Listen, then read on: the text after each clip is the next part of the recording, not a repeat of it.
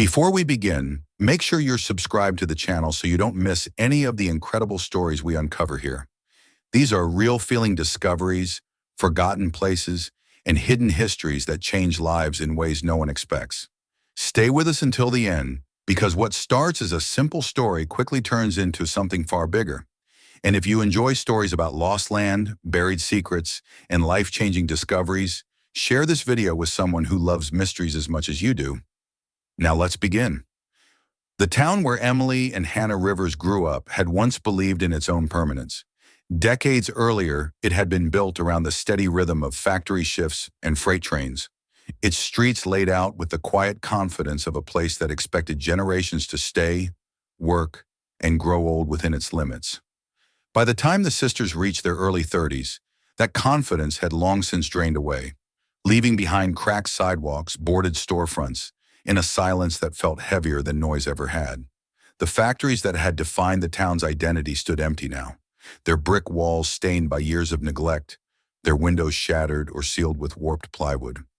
Weeds pushed through the parking lots where hundreds of cars had once lined up at dawn.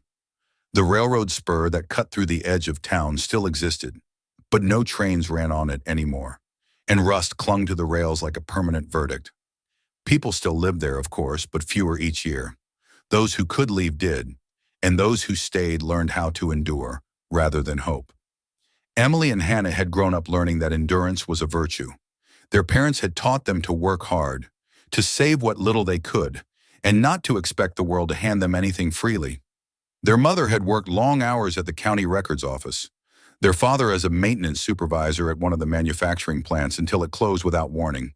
After that, he took whatever jobs he could find, fixing fences, repairing roofs, doing work that barely paid but kept food on the table. The sisters remembered those years clearly, not as a time of misery, but of quiet tension, when every purchase was weighed and every future plan felt provisional. When both parents passed away within a short span of time, the house the sisters inherited felt less like a home and more like an anchor. It was small, worn down by decades of use, and filled with memories that made it difficult to imagine anything new taking root there. Selling it had been practical, almost necessary, but the act left them unmoored. The money they received was modest, just enough to give them options without offering certainty. What remained was the question of where to go and what to build in a world that seemed increasingly hostile to both. Though they were identical in appearance, few people ever mistook Emily and Hannah for the same person once they spoke. Emily was methodical, careful in both speech and action, someone who trusted preparation more than impulse. She had studied accounting at a community college and worked for years in a small tax firm, helping people who barely earned enough to file returns in the first place. She believed in stability, even if stability sometimes felt like stagnation. Hannah, by contrast, had always resisted the idea of staying still. She drifted from job to job, warehouse work, delivery routes, seasonal construction, always chasing the feeling that something better waited just beyond the next turn. Where Emily calculated risk, Hannah accepted it as a necessary condition of change. Despite their differences, they had remained inseparable. When one faltered, the other compensated. When one doubted, the other pushed forward. They shared a bond forged not only by blood, but by the shared experience of watching their town slowly collapse around them, while being told again and again that this was simply how things were now. The decision to leave did not arrive in a single dramatic moment. It grew gradually, nurtured by small humiliations and quiet realizations. The grocery store reduced its hours, then closed entirely. The local school district consolidated, forcing children to travel miles each morning. Friends moved away and stopped calling. Opportunities dried up until the town felt less like a place to live and more like a holding pattern for people waiting on something that would never return. It was on a cold evening in late winter that Emily stumbled upon the auction listing. She had been scrolling through county websites out of habit, looking for tax records related to a side job, when a municipal land auction notice caught her attention. The listing was sparse, almost careless, as if no one expected it to be read closely. A parcel of land, several acres in size, located outside a small Appalachian town, accessible by an old service road, sold as is with no guarantees. The starting price was so low it seemed like a mistake. Emily read it twice, Then a third time. The description mentioned limited access, no utilities, and previous abandonment. It was precisely the kind of property that investors ignored and developers dismissed, the kind of place that sat in limbo, unwanted and forgotten. She called Hannah into the room without quite knowing why. Hannah leaned over her shoulder, scanning the screen.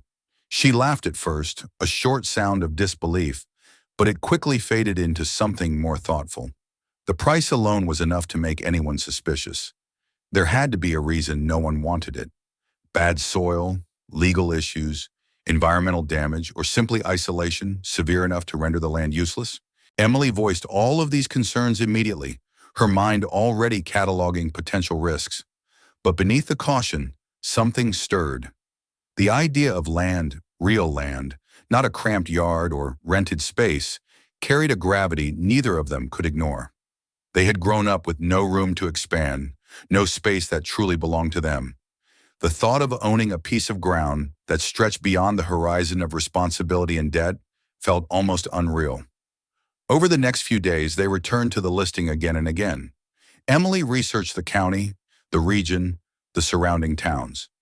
Hannah searched forums and local histories, trying to understand why the land had been abandoned in the first place. They found little. The records were thin, the explanations vague. The land seemed to exist in a blind spot between jurisdictions, forgotten not because it was cursed or dangerous, but because it was inconvenient. The auction itself was uneventful. No competing bids appeared. No last-minute surge of interest disrupted their calculations. When the confirmation arrived, stating that the parcel was now legally theirs, the reality settled in slowly, like snow accumulating without notice. They were no longer merely imagining an escape. They had committed to it. In the days that followed, the town around them seemed to shrink even further. What once felt familiar now felt temporary. The sisters packed what little they needed, tools, clothes, documents, and sold or gave away the rest. Friends wished them luck with a mixture of envy and concern. Some treated their departure as an act of courage, others as a mistake waiting to happen. On the morning they left, the sky was gray and low, the kind of sky that pressed down on the town as if to keep it contained. Emily drove, hands steady on the wheel, while Hannah watched the familiar streets slip past the windows. Neither spoke much. Words felt unnecessary, inadequate for the weight of what they were leaving behind. As the town receded in the rear-view mirror, replaced by open highways and unfamiliar exits, a quiet sense of possibility crept in. It was fragile, easily threatened by doubt, but it existed nonetheless. They did not know what awaited them at the end of their journey. They only knew that staying had become impossible. The road ahead carried them away from the life they had endured and towards something undefined. Whatever the land held, whatever risks lay buried in its soil, it represented movement, choice, and the chance to build rather than simply survive. By the time the first hills of Appalachia rose in the distance, the sisters understood that the decision they had made was irreversible. The town had shaped them, but it would not claim their future. What they did not yet know was that the land they had purchased so casually, so cautiously, carried a history deeper and heavier than anything they had left behind. And that history was already waiting for them, patient and undisturbed, beneath years of silence. The road that led them toward their new property seemed determined to test their resolve. After hours of highway driving, the exits grew farther apart, the gas stations fewer and more weathered. Cell service faded in and out until it vanished entirely, leaving only the low hum of the engine and the steady sweep of forest on either side. Emily followed the directions they had printed the night before, counting turns and mile markers with care, while Hannah watched the landscape change, absorbing every detail as though committing it to memory. The highway narrowed into a two-lane road, then gave way to cracked pavement patched unevenly over decades. Old billboards leaned at odd angles, advertising businesses that no longer existed. The last small town they passed through seemed suspended in time, a scattering of buildings clustered around an intersection, its diner closed, its gas pumps wrapped in yellow tape. Beyond it, the road turned to gravel, winding deeper into hills that rose like silent sentinels around them. They slowed as the truck bounced along the uneven surface. Trees crowded close, their branches arching overhead to form a canopy that filtered the daylight into shifting patterns. The air felt cooler here, heavier with the scent of damp earth and decaying leaves. Somewhere in the distance, water moved unseen, its presence marked only by the faint, constant murmur of a stream. At last they reached the narrow service road mentioned in the auction documents. It was little more than a dirt track, barely wide enough for the truck, its edges swallowed by undergrowth. Emily hesitated before turning onto it, checking the coordinates once more. But there was no mistaking the place. This was the end of the line. The track curved gently through a stand of trees before opening into a wide clearing. The land stretched out before them, uneven and wild, as if nature had reclaimed it without opposition. Tall grass rippled in the breeze, tangled with thorny vines and young saplings. Old fence posts leaned at irregular angles, their wire rusted and broken, serving no purpose beyond marking where boundaries had once existed. Emily parked the truck and cut the engine. The sudden silence felt immense. No traffic, no distant machinery, no voices. Only the wind moving through the grass and the occasional call of a bird hidden in the trees. Hannah stepped out first, boots sinking slightly into the soft ground. She turned slowly, arms spread, as though testing the scale of the place. It was not beautiful in the conventional sense. The land showed signs of long neglect, soil hardened in places, marshy in others. Stones jutted from the ground without pattern, and fallen branches lay where they had dropped, untouched for years. Emily walked more carefully, noting the slopes, the drainage, the places where erosion had cut shallow channels through the earth. Her practical mind cataloged obstacles as easily as it once had expenses and liabilities. And yet, beneath the disorder, there was a strange sense of possibility. The clearing extended farther than they had expected, tapering off into woods that thickened as they receded toward the hills. The air felt cleaner than anything they had known in years, untainted by smoke or chemicals. It was quiet in a way that felt deliberate, as though the land itself were holding its breath. They began to explore, moving slowly, tracing the perimeter described in the records. Every few steps revealed remnants of a past life. A rusted plow half buried in soil, its handles splintered and soft with rot. A low stone wall collapsed into itself, moss filling the gaps where mortar had once held firm. The faint impression of a path, visible only when the light struck it at the right angle, leading nowhere in particular. It was Hannah who noticed the structure first. She stopped abruptly, her gaze fixed on a darker shape near the edge of the clearing where the trees pressed closer together. At first glance, it appeared to be nothing more than a heap of broken boards, another casualty of time. But as they approached, pushing aside branches and vines, its form became clearer. The shed stood alone, small and crooked, its roof sagging under the weight of years. The wood had darkened with age and moisture, streaked with mold and lichen.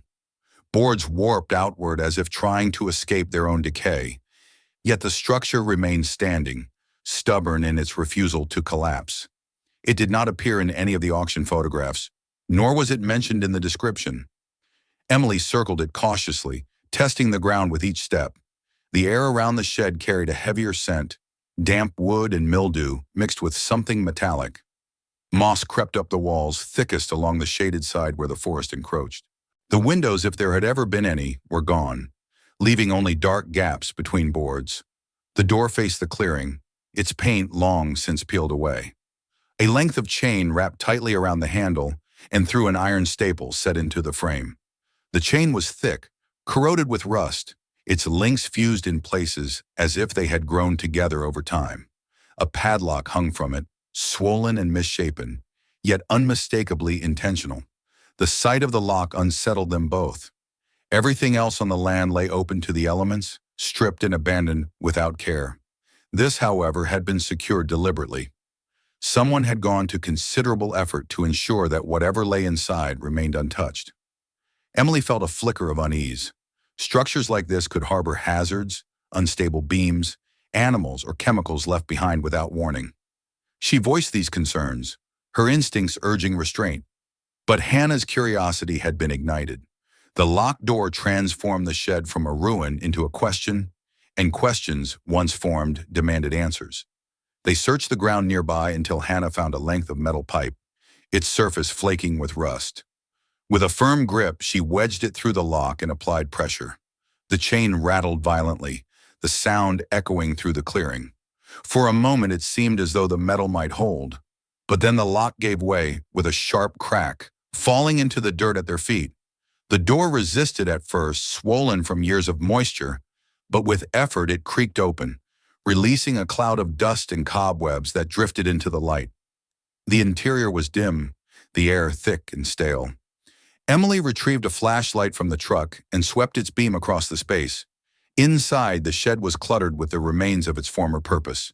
Broken chairs lay stacked against one wall, their legs snapped, their surfaces eaten away by rot. Rusted tools were scattered across the dirt floor, their shapes barely recognizable. Shelves sagged under the weight of jars filled with cloudy liquid, their contents indiscernible, labels long dissolved. And yet, amidst the chaos, there was order. In the far corner, several wooden crates were stacked neatly, their surfaces cracked but solid, reinforced with metal bands that had aged better than the wood itself. Dust coated them evenly, suggesting they had not been disturbed in decades. One crate sat slightly apart from the others, its lid not fully closed. They approached it together, the beam of the flashlight trembling slightly as Emily adjusted her grip. Inside were bundles of papers tied with brittle twine, their edges yellowed and fragile. Beneath them lay rolled documents, thicker and heavier, protected by waxed paper. On top rested a small leather-bound journal, its cover worn smooth by time. Emily lifted the journal carefully, aware that it might crumble at a careless touch. Inside, the handwriting was precise, deliberate, though faded. The first page bore a name written in firm strokes: Walter Crawford. The name meant nothing to them, yet it carried weight. This was not random debris.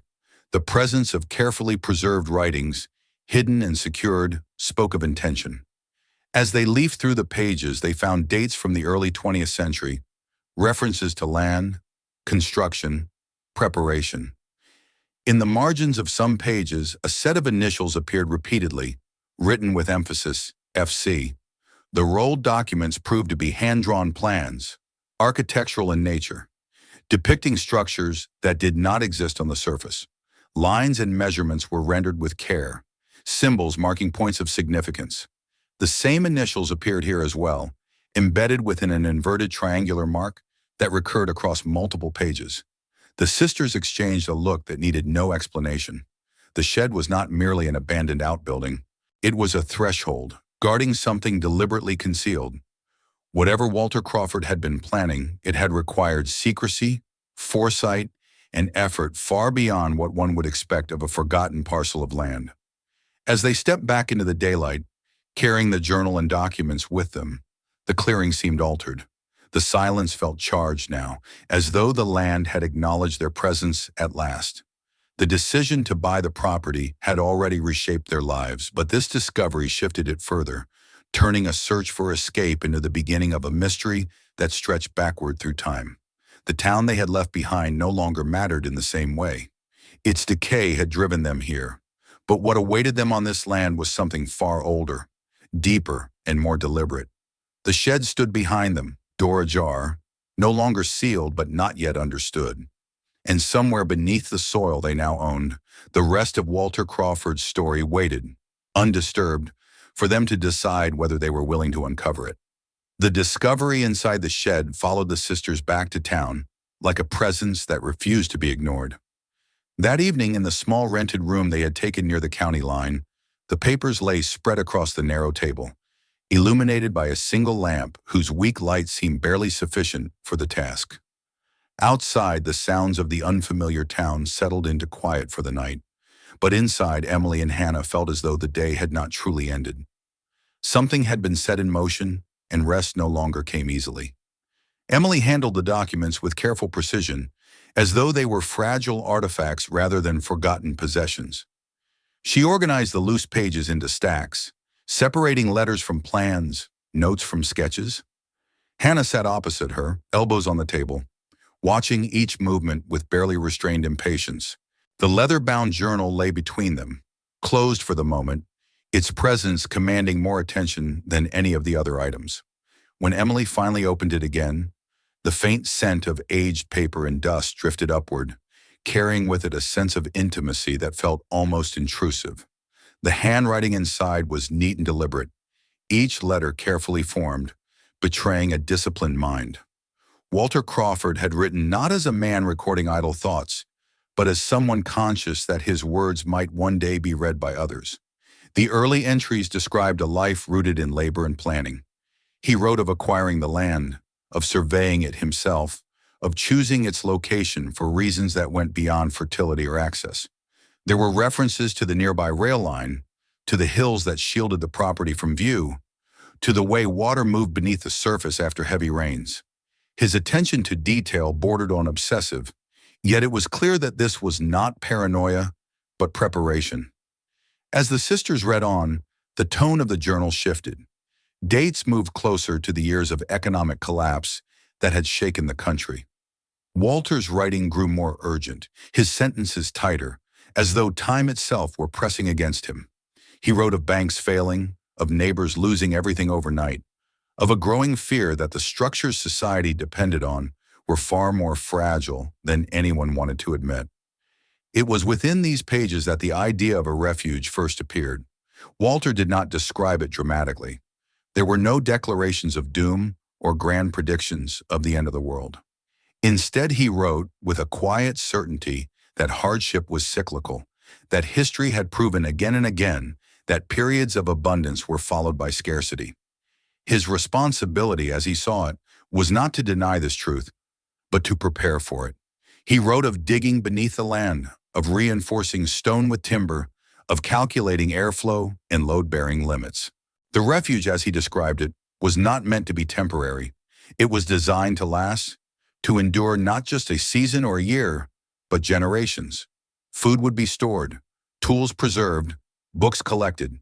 Knowledge, he believed, was as critical as shelter. The sisters paused often, absorbing the weight of what they were reading. This was not the work of a man acting on impulse. Every decision had been considered, revised, and refined. The plans they had found in the shed began to make sense in this context. They were not abstract drawings, but blueprints for something real, something already built. The initials FC appeared throughout the journal, always without explanation. Sometimes they were written in the margins, sometimes embedded within diagrams, sometimes underlined as if to emphasize their importance. Emily speculated that they might represent a principle, a guiding concept rather than a person.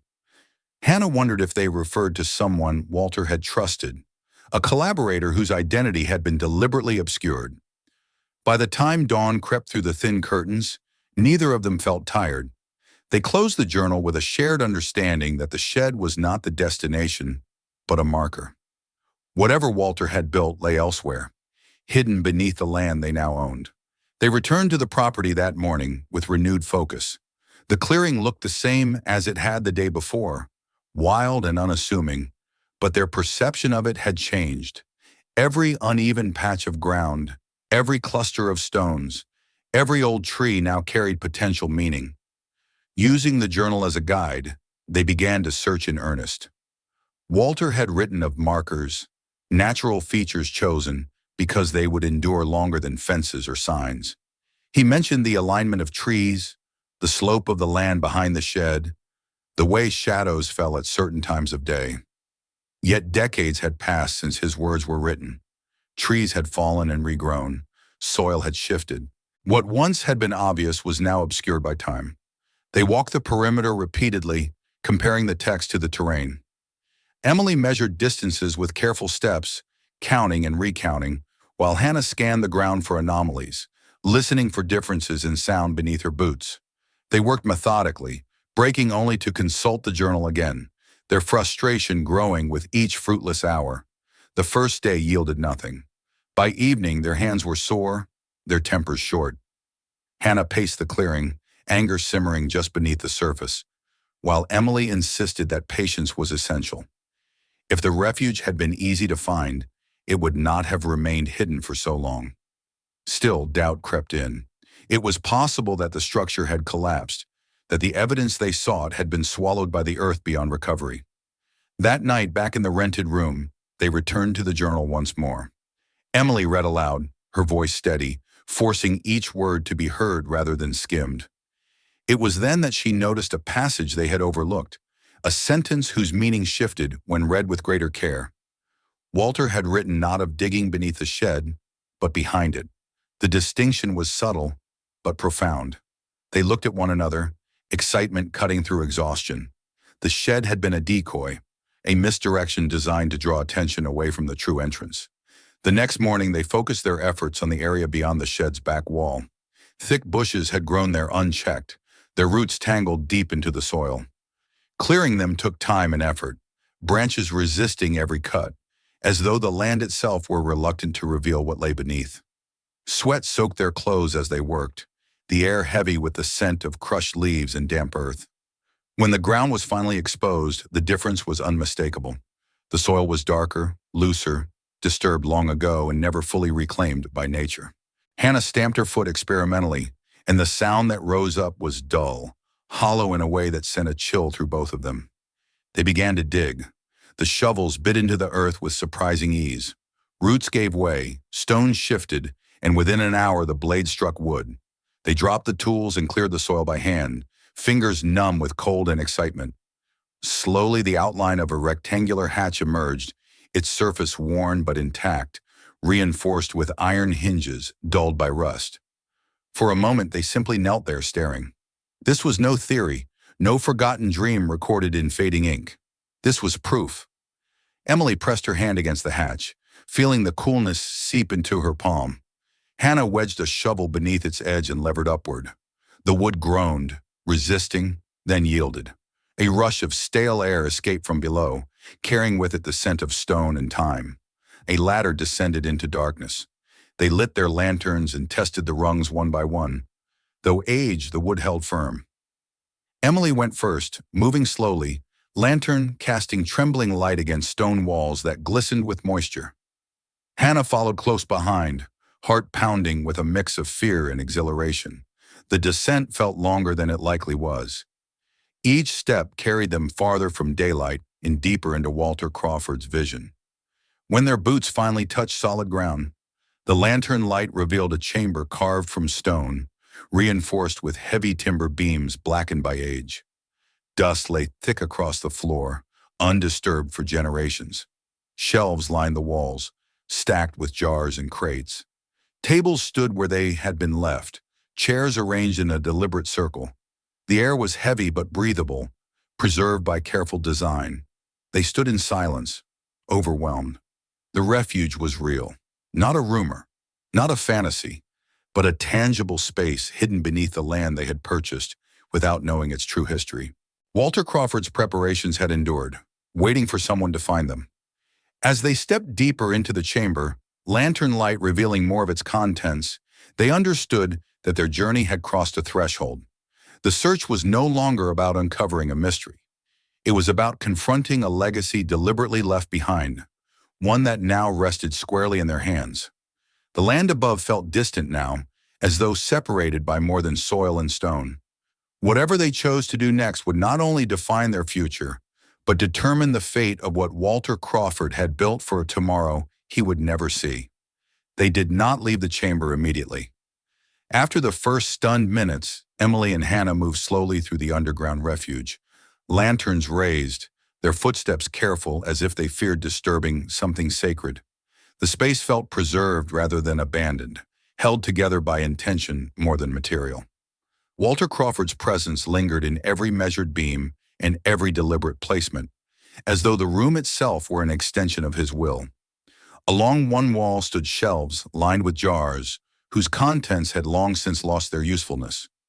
Grains reduced to dust, preserved vegetables turned opaque, sealed containers whose labels had faded into nothing. These were the remnants of a plan that had once been urgent and alive, now reduced to symbols of foresight rather than sustenance. Nearby, wooden crates bore stenciled markings and dates, some cracked open to reveal rusted tools carefully wrapped in cloth. Hammers, saws, chisels, all preserved not for comfort, but for rebuilding. Opposite the shelves stood a large table, its surface scarred by use but still sturdy. Stacks of books lay upon it, their spines worn, their pages curled at the edges. Emily leaned closer, recognizing titles on engineering, agriculture, history, and philosophy. There were no frivolous volumes here. Every book had been chosen with purpose, each one a piece of knowledge Walter believed worth carrying into an uncertain future. The chairs arranged around the table unsettled them most. They were not random or abandoned where they had fallen. They had been placed deliberately, facing inward, suggesting discussion, instruction, or shared decision-making. It was easy to imagine voices filling the room once, plans debated under lantern light, the weight of responsibility shared among those who believed they might be called upon to endure what others could not. At the far end of the chamber, partially concealed behind a heavy cloth, something loomed. Hannah reached out and pulled the fabric aside, sending a cascade of dust into the air. The lanterns illuminated a large painted canvas affixed directly to the stone wall. It was a portrait of a family, unmistakably the same figures from the photographs found in the shed. Walter Crawford stood at the center, posture rigid, eyes steady. Beside him stood a woman whose expression conveyed quiet strength, one hand resting protectively on the shoulders of two children. Behind them stretched the land itself, rendered with care, the hills, the trees, the open sky. And in the background, faint but unmistakable, stood the shed above, its shape already reduced to a symbol even then. Above the family, worked subtly into the composition, was the same inverted triangle they had seen on the plans, the same letters within it. FC Emily felt a tightening in her chest. This was no secret mark hidden in shame. It was displayed openly, deliberately, bound to the identity of the family and their work. Whatever it meant, it had been central to Walter's vision, not an afterthought. Beneath the portrait, half buried in dust, stood a chest unlike the others. Larger, reinforced with iron bands, its surface carved with patterns of grain and stars, wheat stalks and geometric lines that spoke of both labor and order. At its center was a lock, intact and free of corrosion, protected somehow from the damp that had claimed everything else. They knelt before it, lanterns set aside, hands resting on the wood. For the first time since entering the chamber, neither of them moved to open anything. The moment carried weight. This was not simply the culmination of their search, but a threshold of consequence. Emily noticed a small wooden box resting near the base of the wall beneath the portrait. Inside lay an iron key and a folded letter sealed with brittle wax. She opened it carefully, unfolding the paper with deliberate slowness. Walter's handwriting was shakier here, the lines uneven, yet the words remained clear.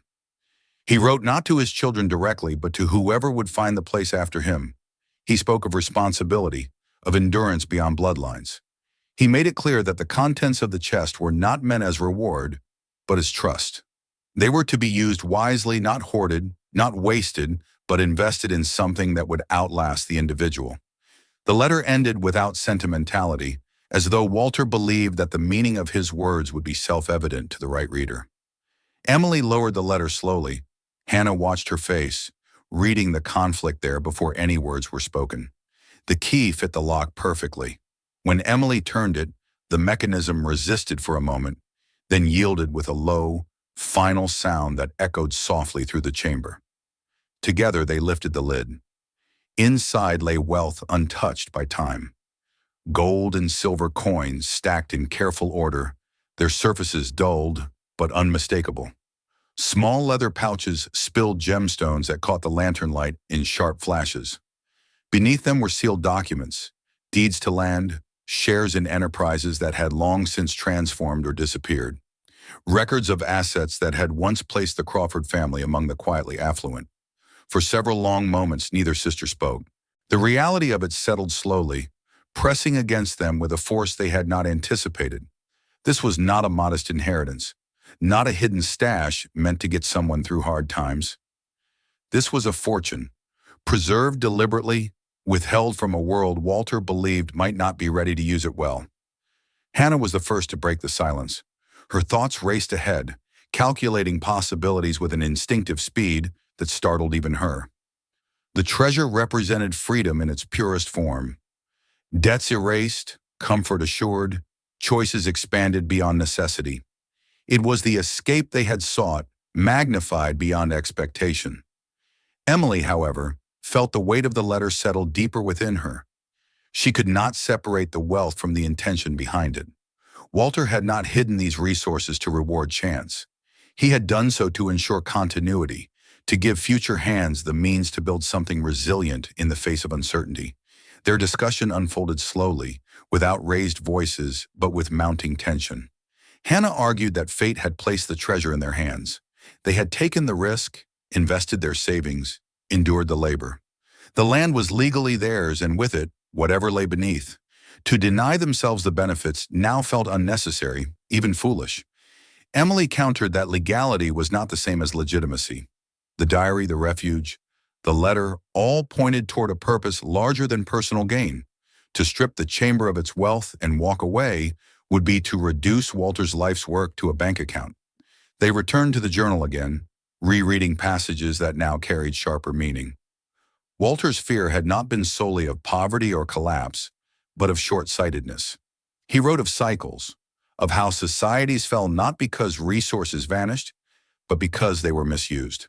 The initials FC appeared again beside a passage on continuity, on the obligation to preserve the future, even when the present demanded comfort. The conflict did not resolve quickly. Over the following days, they moved between the surface and the chamber, carrying the debate with them.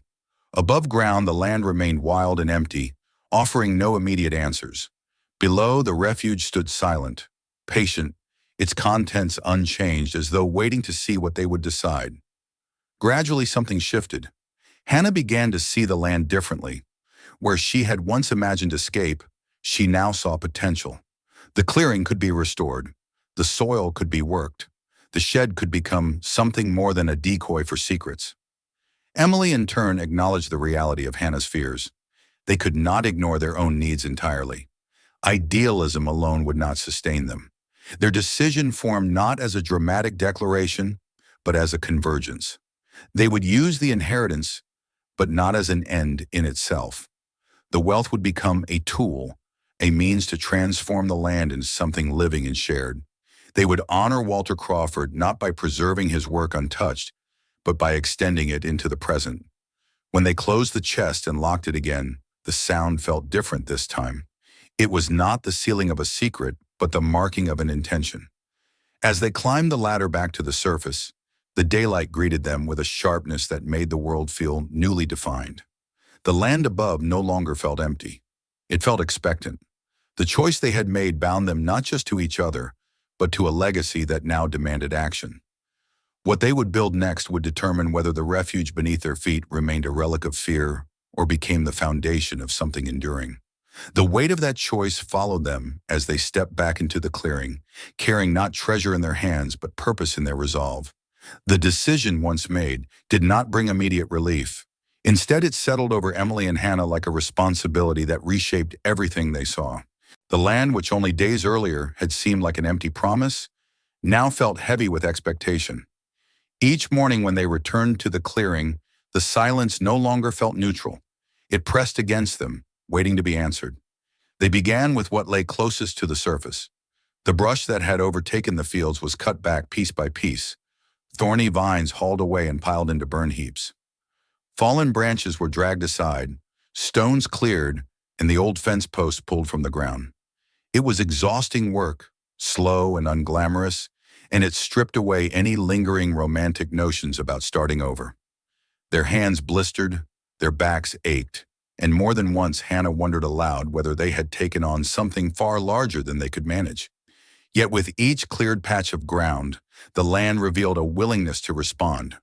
Beneath the tangled growth, the soil proved richer than either of them had expected. Dark and loamy in places, compacted but not ruined in others, it showed signs of having once been carefully tended. Emily tested drainage, measured slopes, and mapped where planting might succeed. Hannah focused on the physical labor, pushing herself until sweat soaked through her clothes, finding in the work a kind of grounding she had never known in the town they left behind. The shed was the next to be addressed. It no longer served its original purpose, nor did they want it to. The secrecy it had embodied belonged to another era. After careful consideration, they dismantled it plank by plank, salvaging what could be reused and discarding what had rotted beyond repair. In its place, they began constructing a new structure, larger and sturdier, with wide doors and windows that let in light. Where the old shed had concealed, this one would invite. They funded the materials with a measured withdrawal from the chest below. Each use of the inheritance was deliberate, recorded, discussed. The wealth that had once seemed abstract now translated into lumber, tools, seeds, and wages for local laborers who slowly began to appear, drawn by word of mouth and quiet curiosity. As the building rose, so did interest. People from nearby towns stopped to ask questions, at first skeptical, then intrigued. Many had lived through years of layoffs and closures similar to what Emily and Hannah had escaped. They recognized the signs of renewal when they saw them, even if they were cautious about believing in them. The sisters did not position themselves as benefactors or leaders. They worked alongside everyone else, clearing fields, planting rows, repairing equipment. Trust formed gradually, not through promises, but through shared effort. Families brought food to share at midday. Children wandered through the growing fields asking questions, lingering near the new hall as if sensing that it belonged to them too. The underground refuge remained untouched in its essentials. Emily and Hannah cleaned it carefully, repairing beams, stabilizing shelves, ensuring that the air systems Walter had designed still functioned. The portrait remained in its place, watching over the space with the same steady gaze. The books were cataloged, some brought above to fill the shelves of the new hall, others left below as a preserved archive. When they finally began to invite others into the refuge, it was done thoughtfully. Visitors descended slowly, guided by lantern light, introduced not to treasure but to history. They learned of Walter Crawford, not as a wealthy man hiding riches, but as someone who believed deeply in preparation and continuity. The chest was shown last, its contents explained not as bounty, but as responsibility. The symbol marked throughout the refuge remained unexplained. Over time, it ceased to trouble anyone. It became a shared emblem, painted on signs and carved into wood, representing resilience rather than mystery. The initials no longer demanded definition. They stood for the idea that what mattered was not ownership, but stewardship. Seasons passed and the land transformed. Wheat fields rippled where weeds once stood. Orchards took root, their young trees protected and tended. The hall filled with voices, not only of instruction, but of debate, storytelling, and celebration. Knowledge flowed freely, passed between generations, grounded in the belief that survival was strongest when shared. Emily found herself fulfilled in ways she had never anticipated. The careful planning she had once confined to ledgers now shaped something tangible and alive. Hannah discovered that her restlessness had not been a flaw, but a force, one that could drive renewal rather than escape.